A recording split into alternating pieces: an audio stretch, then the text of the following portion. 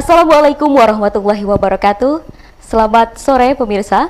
Alhamdulillahirabbil alamin. Assalatu wassalamu ala asrofil anbiya wal mursalin Sayyidina wa maulana Muhammadin wa ala alihi wa sahbihi ajmain. Pemirsa, kita berjumpa dalam acara Bincang Maghrib bersama saya Rizwan Nur Aisyah. Kita akan menemani Anda sampai dengan menjelang azan maghrib nanti. Dan inilah acara Bincang Maghrib.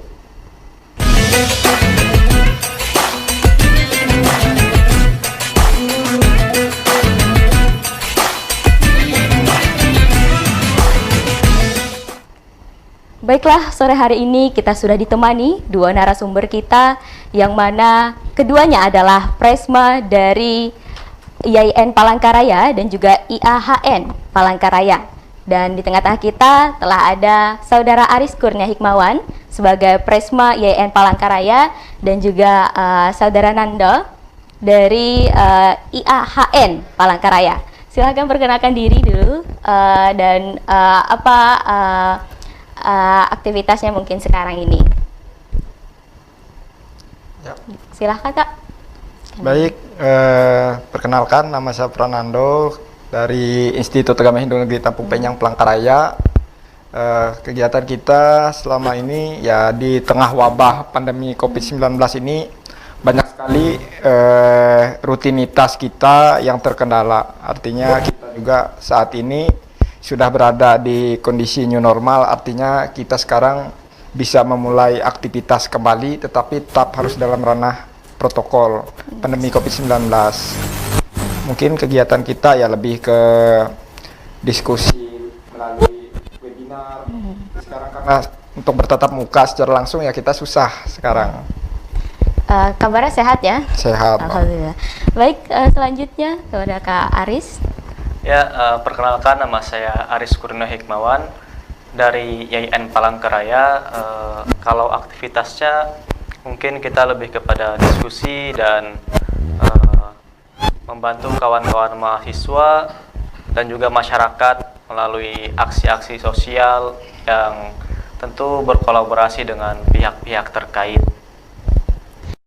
Nah, kabarnya baik ya Kak ya? Alhamdulillah. Baik. Ya pemirsa, dan pada sore hari ini kita akan berbincang-bincang ya dalam acara Bincang Maghrib ini terkait dengan tema yaitu moderasi beragama di Kalimantan Tengah versi milenial.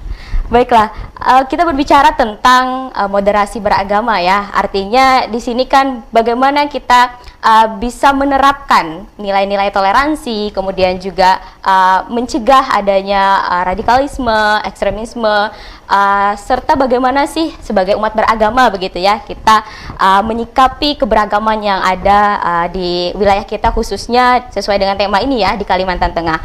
Mungkin sebagai pengantar begitu ya, saya persilahkan kepada Kak Nando terlebih dahulu untuk menanggapi terkait dengan apa sih moderasi beragama menurut pemahaman kakak begitu sebagai pemuda. Ya, baik, terima kasih. Menurut pendapat saya tentang moderasi umat beragama khususnya di Kalimantan Tengah ini, sebagai kaum milenial tentunya kita juga harus mengambil peran di sana. Karena suatu bangsa, daerah ini perlu ditopang oleh kaum milenial. Terkait dengan moderasi agama, di moderasi umat beragama di Kalimantan Tengah, kita mengetahui bahwa dalam Kalimantan Tengah ini ada filsafah yaitu Huma Betang.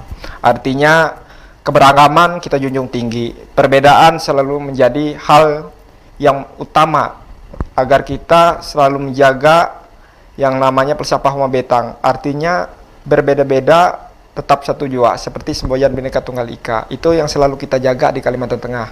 Khususnya saya sebagai pemuda Hindu Kaharingan juga dalam hal ini mengajak rekan-rekan kita, baik itu kita selalu bersinergi, seperti halnya dengan Bung Aris, kita di Institut Agama Hindu dan Institut Agama Islam ini bertetangga. Selama ini kita dalam hal kegiatan kita selalu berupaya, selalu melakukan yaitu kegiatan kolaborasi untuk mengedukasi kawan-kawan kita milenial. Ternyata melalui kami Presma dari Institut Agama Hindu dan Institut Agama Islam ini kita bisa jalin. Artinya ini bersinergi agar ini bisa menjadi contoh. Iya, benar. Artinya tidak ada hambatan begitu ya, Ya, selama tidak ada kita hambatan. Ada kemauan untuk saling berkolaborasi Ya. seperti itu.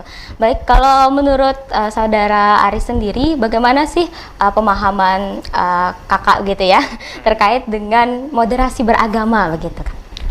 Kalau menurut saya, moderasi beragama itu bagaimana kita mampu mengimplementasikan pengalaman, keilmuan yang kita dapatkan di bangku sekolah maupun di bangku kuliah.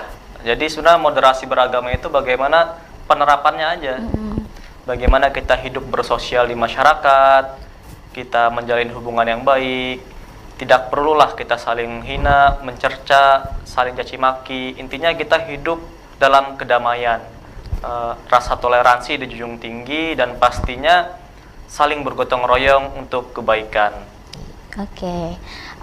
Kemudian terkait dengan kita tahu ya, banyak sih sebenarnya juga masing-masing pemeluk agama mereka dengan perspektifnya masing-masing, yang mana fanatik lah seperti itu dengan agama yang dianutnya. Nah, menurut pandangan kakak-kakak nih ya, baik itu Kanando maupun Kak Aris, gimana sih kalian melihat begitu ya orang-orang yang apakah salah begitu terlihat fanatik dengan agama yang diyakini, ataukah tidak ada salah seperti itu dengan pemahaman yang seperti apa begitu?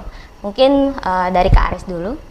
Sebenarnya fanatisme dalam agama itu diperbolehkan ya, tapi ada batasannya. Karena kita ini kan umat beragama, sila pertama pun mengajarkan kita untuk berketuhanan yang Maha Esa. Jadi kita diharuskan oleh negara ini memiliki kepercayaan atau keyakinan. Namun janganlah kita sampai berfanatik. Fanatik boleh, tapi untuk diri kita sendiri mungkin. Jangan sampai fanatik beragama kita itu merugikan orang lain. Itu yang salah. Asalkan fanatik itu untuk kebaikan dan bermanfaat untuk orang lain diperbolehkan. Misalkan kita berfanatik, misalkan dalam ajaran Islam, dianjurkan untuk bersedekah, berbuat baik, tolong menolong.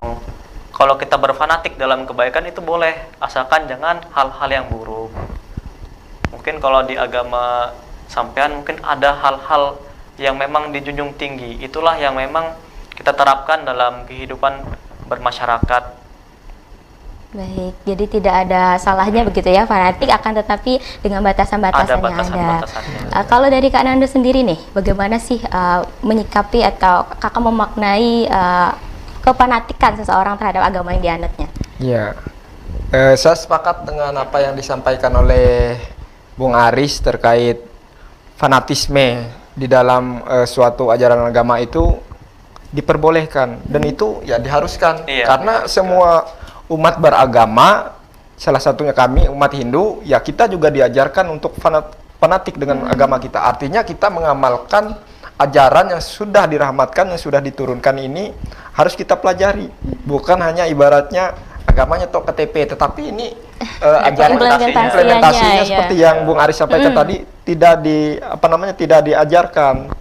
Nah, ini suatu hal tersebut tadi untuk fanatik ini boleh kita sendiri yang disampaikan oleh Bung Aris, tetapi tidak merugikan orang lain. Artinya saat kita sudah ibaratnya saya sudah dengan keyakinan saya, kukuh dan keyakinan saya, artinya bagaimana sikap saya ini untuk dapat menghormati apa yang sudah diajarkan oleh saudara-saudara saya, umat Muslim, Kristen, Buddha, Konghucu, Katolik. Ini kita juga menghargai apa yang memang sudah menjadi kodrat mereka, juga itu yang mereka junjung, yaitu yang kita hargai. Itulah artinya dari salah satu sikap yang harus kita tanam.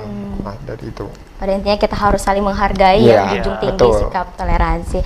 Nah, kemudian kan kita tahu nih ya, adanya berkembang ya faham takfiri Nah, paham takfiri ini kan artinya mudah sekali mengkafir-kafirkan orang lain, seperti itu. Nah, menurut kakak sendiri bagaimana sih terkait dengan adanya paham takfiri ini? Itu kan sebenarnya imbas daripada terlalu fanatik juga seperti itu ya dengan agama yang diyakini, baik itu mungkin dari agama Hindu juga ada kah, ataupun kita tahu juga dari Islam seperti itu. Gimana nih kalian menanggapi dengan adanya paham takfiri yang berkembang di masyarakat seperti itu? Silahkan ke Kak Aris dulu ya. Saya.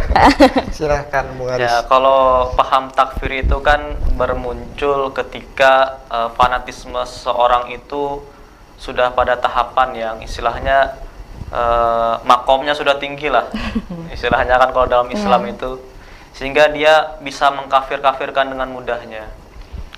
Jadi sebenarnya ini adalah paham yang keliru kalau saya merasa, karena memang moderasi beragama itu kan bertujuan. Sebenarnya semua ajaran agama itu mengajarkan kebaikan. Cuman caranya itu berbeda-beda. Misalkan kalau dari Islam itu mengajarkan kebaikan melalui pedoman yang telah diturunkan oleh Allah Subhanahu wa taala, yaitu Al-Qur'an dan Sunnah. Jadi memang salah memahami dari pedoman itulah yang membuat seseorang mengkafir-kafirkan atau timbullah paham takfiri tadi. Jadi ini adalah hal yang salah kalau kita mengkafir-kafirkan orang. Simpan aja lah untuk diri kita sendiri kafir-kafir itu. Jangan sampai kita mengucapkan atau mengeluarkan hal tersebut. Karena ketika kita mengkafirkan orang lain, kita nggak tahu perasaan orang yang kita kafirkan itu gimana. Sakit hati kan, kamu kafir gitu kan, nggak enak juga. Jadi itulah yang perlu kita perbaiki. Karena memang apalagi kalangan pemuda ini kan banyak sekali, mayoritas masyarakat di Indonesia pun adalah pemuda. Bahkan kita akan menghadapi era bonus demografi ya. Otomatis pemuda mendominasi. Kalau sampai misalkan para pemuda sampai kepada makom ini, makom takfiri, bagaimana generasi bangsa ini bisa maju nantinya. Kalau pemudanya saja sudah saling menyalahkan, mengkafir-kafirkan, terpecahlah golongan pemuda. Ketika golongan pemuda terpecah, terpecahlah bangsa Indonesia. Nah, saat itulah bangsa kita akan hancur dan kita akan mudah diadu domba oleh orang-orang lain. Terprovokasi. Iya, benar. Nah, kalau dari Kak Nando sendiri bagaimana menyikapi, mungkin terlepas daripada yang disampaikan oleh Kak Aris gitu ya, di Hindu sendiri seperti apa? Apakah memang juga ada oknum-oknum gitu ya yang ketika melihat yang non Hindu seperti itu kemudian mengatakan, oh kamu agamamu salah seperti itu. Kamu bertentangan dengan apa yang kami yakini seperti itu, gimana tuh Kak? Ya, baik. Dalam ibaratnya konsep di ajaran agama Hindu, untuk mengatakan atau mengkafir-kafirkan agama orang lain dan menganggap agama orang lain itu salah, tidak diajarkan.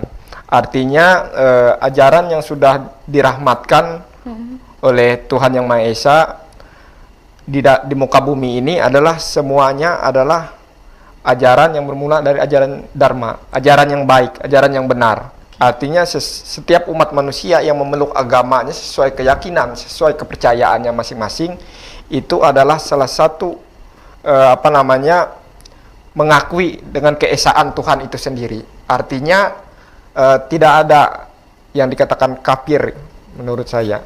Ya, hanya pemahaman pribadinya saja. Seperti yang Bung Aris sampaikan, apabila memang kita melihat agama A ini salah, ibaratnya menurut pandangan itu hanya pandangan kita, belum tentu yang menjalani mengatakan itu salah. Tetapi kita juga sebagai umat beragama pastilah di dalam suatu agama kita, seperti halnya dalam umat Hindu, khususnya di Kalimantan Tengah, umat Hindu Kaharingan, sesuai yang diajarkan di dalam kitab suci Panaturan, baik itu di Weda, kita diajarkan selalu bagaimana untuk sadar di dalam pasal 39 bahwa Ranjing Hatal Langit sudah berfirman bahwa di muka bumi ini sudah dijanjikan bahwa setiap pemikiran, setiap bahasa manusia di muka bumi ini berbeda-beda. Artinya ini sudah menjadi kodrat dan takdir bumi ini. Itu tidak bisa kita ubah bahasa kita ini menjadi satu seperti itu. Sudah menjadi kodratnya kita menjalani, khususnya di Kalimantan Tengah sendiri. Ibaratnya bahasa dari kabupaten ini semua berbeda-beda. Tidak mungkin dari kabupaten, misalnya saya ini asli Gunung Mas, mau menyamakan misalnya Murung Raya ini dengan bahasa kami, bahasa Kahayan. Nah seperti itu. Tetapi tetaplah kita harus bisa bersatu bagaimanapun, khususnya di Kalimantan Tengah, di Indonesia ini. Seperti yang disampaikan Bung Aris, kita harus saling bahu-membahu. Ibaratnya di dalam suatu persoalan di Indonesia ini, khususnya kaum pemuda, bagaimana hal positif itu berangkat dari kita. Karena inilah nanti yang akan kita wariskan di regenerasi. Kalau dari kita ini, kita pemuda ini pasti tua nantinya, pasti melahirkan juga kaum penerus kita. Dari itu, mulai dari kita nanti untuk lanjut, apabila dari awal baik, maka akan baik lagi baik ke ke depannya, depannya, begitu ya. ya. Kalau sudah dibentuknya buruk begitu ya, Ya. kedepannya juga akan buruk. Ya. Gitu ya. Jadi memang akan lebih indah ketika kita saling bersatu, kemudian Ya. juga mencintai perbedaan yang ada. Karena sebenarnya kan perbedaan itu atau keberagaman yang ada itu merupakan rahmatan lil alamin. Artinya memang karunia Ya. dari Tuhan Yang Maha Esa, seperti itu ya. Ini menarik sekali begitu ya, ketika kita berbincang tentang moderasi beragama, kemudian apa sih sebenarnya yang diajarkan, baik itu dalam Islam ataupun di dalam Hindu. Apakah di dalam Islam ataupun Hindu itu ada mengajarkan untuk kita memaksakan orang lain begitu ya dalam menganut agama kita, ataukah justru kedamaian yang diharapkan, rasa cinta dan kasih sayang antar sesama umat manusia, seperti itu ya. Mungkin selanjutnya mau berbincang lagi nih Kak, lebih jauh terkait dengan apa sih sebenarnya peran pemuda begitu ya dalam memperjuangkan atau menciptakan rasa damai, kemudian juga saling mengasihi antar sesama umat begitu ya, baik itu di dalam Islam ataupun juga di dalam Hindu. Tapi ini terkait dengan posisi kita sebagai pemuda begitu nih. Bagaimana nih dari Kanando dulu deh? Iya. Untuk menciptakan suatu kedamaian itu adalah sesuatu yang kita rindukan, suatu yang selalu kita dengung-dengungkan. Karena bagaimanapun damai ini mengandung syarat makna, syarat arti. Artinya damai dalam berpikir, damai dalam suasana, baik itu lingkungan, masyarakat, damai negara kita. Artinya damai ini adalah sesuatu hal yang kita rindukan. Artinya sekarang pemuda ini adalah pilar-pilar dari kedamaian tersebut. Betul. Bagaimana dari moderasi umat beragama ini muncul suatu suatu tali kebersamaan. Artinya kita dalam suatu kegiatan, dalam suatu hal mampu kita rembukan bersama. Misalkan hal kecil, kita membuat suatu kegiatan. Bagaimana kita membuat kegiatan ini, kita merangkum semuanya dalam hal ini. Semuanya memberikan sumbangsi berpikir. Artinya di sini kita hargai semuanya untuk berpikir bersama. Inilah yang artinya dengan kita menghargai, memberikan ruang, artinya kita akan memberikan kedamaian bagi orang tersebut. Nah, seperti itu, Mbak. Baik. Kemudian mana nih tanggapan dari Kak Aris sendiri? Kalau untuk menumbuhkan rasa kedamaian di kalangan pemuda, sebenarnya kita harus menumbuhkan dulu rasa cinta dia terhadap agamanya atau keyakinannya. Karena seorang yang sudah cinta dengan agamanya, maka dia akan cinta dengan sesamanya. Dalam Islam sendiri pun tidak ada pemaksaan bahwa si A, si B harus masuk Islam, tidak ada. Maka ditegaskan dalam Quran itu, lakum di nukum waliyadin. Kalau kamu beragama A, silahkan kamu beragama A. Tapi kalau kamu beragama B, jangan kamu menghina agama A. Nah, kemudian bagaimana cara kita menumbuhkan rasa cinta atau kedamaian di masyarakat, terutama pemuda? Kalau dalam Islam itu dia mengajarkan watawasaw bil haqqi watawasaw bis sabri. Jadi kita saling tolong menolong dalam yang hak atau kebenaran, dan saling tolong menolong dalam kebaikan dan kesabaran. Mengingatkan mana yang benar, mana yang salah. Agar dalam bermasyarakat, kita sebagai pemuda, ini tidak saling singgung menyinggung. Karena kalau kita tidak mengingatkan dalam kebenaran, maka otomatis akan ada head speech. Kalau sekarang itu bully membuli, sindir menyindir, nah itu. Kemudian kita juga harus saling mengingatkan dalam kesabaran. Banyak sekali cobaan-cobaan yang kita hadapi di saat ini, terutama saat pandemi COVID-19. Nah, kita harus saling mengingatkan, sabar, kita harus sabar menghadapi semua ini, karena pasti semua ini akan berlalu. Benar apa kata Bung Nando tadi, bahwa kita juga harus ada kolaborasi. Kemarin juga beberapa kegiatan kita, IAIN dan IAHN juga saling bersinergi. Karena kita tetangga, masa kita tidak ada komunikasi. Sehingga memang hal ini yang penting untuk dilakukan oleh pemuda. Bagaimana ajaran agama yang telah diajarkan oleh agamanya masing-masing itu bisa diimplementasikan. Salah satunya dengan menjalin hubungan yang baik dengan orang-orang selain agamanya. Oke.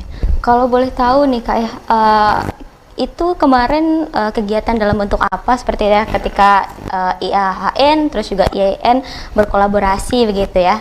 Itu apakah memang ada kegiatan secara lapangan kah atau mungkin tertulis atau bagaimana gitu Kak? Untuk kegiatan kemarin mungkin kita relawan. Ya, relawan. Kita ada kegiatan sosial, salah satunya seperti kemarin penyemprotan di kampus. Desinfektan. Ya, di kampus Bung Aris di IAIN kita kesana. Terus ketika penyemprotan di IAHN kami juga bantu. Nah, itu salah satunya kegiatannya begitu ya. Jadi terlepas daripada berbeda instansi begitu ya, berbeda alma keyakinan gitu ya terkhusus ya.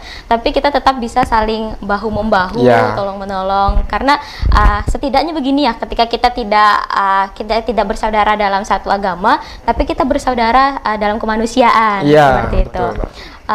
Terus juga bagaimana nih tanggapan kakak-kakak sekaliannya terkait dengan tantangan terhadap generasi sekarang dengan adanya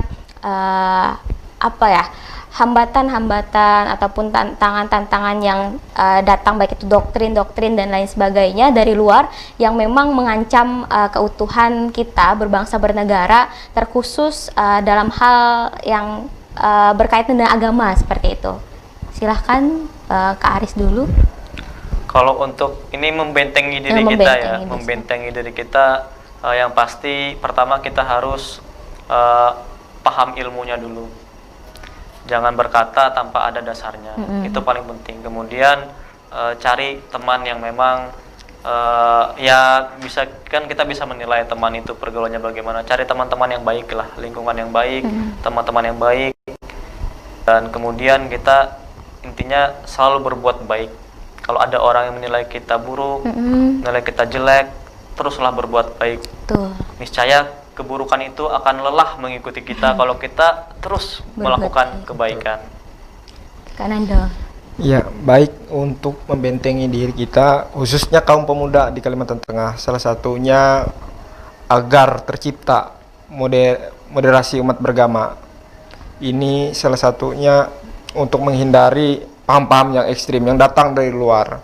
Karena Indonesia ini adalah salah satu negara yang sangat kaya, beragam suku, beragam agama, beragam adat istiadat, budaya. Indonesia ini adalah sebuah, kalau kita ibaratkan taman bunga, itu adalah taman yang syarat dengan banyak warna bunga, Pak. Ibaratnya ada mawar, ada melati, itu bunganya banyak sekali. Ini juga banyak Pak, ada ungu. Ya, seperti yang di depan ini ada ungu, ada putih di dalam satu pot. Maka akan tercipta suatu keindahan. Nah, salah satunya ini. Kita melihat juga sekarang kaum pemuda ini tidak terlepas dengan gawai. Ini tidak terlepas. Nah, bagaimana seperti yang disampaikan Bung Aris tadi, saat kita ingin suatu kedamaian, ya kita harus mencintai agama kita, harus paham dengan keyakinan kita. Saat kita sudah yakin dan kita mendapatkan sumbernya, itu bukan dari sumber yang tidak jelas, tetapi kita belajar. Kalau kami dari Hindu, kami langsung ke yang ahli seperti itu, kepada Basir, kepada penetua kami, Hangyawan. kepada pemangku. Ini kita belajar dari sumbernya langsung, Pak. Bukan kita hanya searching. Nah, Belajar. seperti itu. Iya, seperti Langsung berburu. iya, kita ada langsung gurunya berguru, langsung. ibarat kita langsung berguru, datang ke tempat, ibaratnya seperti kita umat Hindu, ya kita ada pasraman. Ini adalah tempat belajar di mana adik-adik kita yang masih SD, SMP, SMA, bahkan PAUD di suatu pasraman. Di situlah belajar. Bukan hanya lewat gawai ini, kita tidak bisa berbicara, ngomong bagaimana, apakah ini benar, apakah ini baik. Nah, seperti itu. Artinya saat kita ingin membentengi diri kita, ya kita harus belajar dari sumber yang jelas, seperti itu. Ya, menarik sekali ya bincang-bincang kita pada sore hari ini dalam bincang-bincang maghrib. Tentunya antara umat beragama begitu kita harus saling menghargai, meyakini apa yang kita yakini. Kita boleh nih meyakini apa yang kita yakini dengan seyakin-yakinnya gitu ya. Tapi kita nggak boleh memaksakan orang lain yang memang berkeyakinan berbeda untuk meyakini apa yang kita yakini begitu ya. Jadi tidak boleh ada unsur paksaan, tapi kita harus saling mencintai dan menjunjung tinggi nilai-nilai toleransi. Terkhusus untuk di Kalimantan Tengah dengan menjunjung tinggi nilai falsafah Huma Betang seperti itu ya. Nah, pemirsa, terima kasih telah menyaksikan acara Bincang-Bincang Maghrib, dan sebelumnya saya ucapkan terima kasih kepada narasumber kita, Kak Aris juga Kak Nando atas kesempatannya ya. Kita telah berada di penghujung acara dan saya mengucapkan mohon maaf apabila terdapat kesalahan. Akhir kata, billahi taufiq wal hidayah, wassalamualaikum. Tetap bersama Jurnal TV dan kita akan terus mengikuti acara Bincang-Bincang Maghrib dari Senin sampai dengan Sabtu pukul 17.00 waktu Indonesia Barat bersama saya Rizpa Nur Aisyah. Pamit undur diri. Sekali lagi billahi taufiq wal hidayah. Wassalamualaikum warahmatullahi wabarakatuh. Jurnal TV, One City, One TV.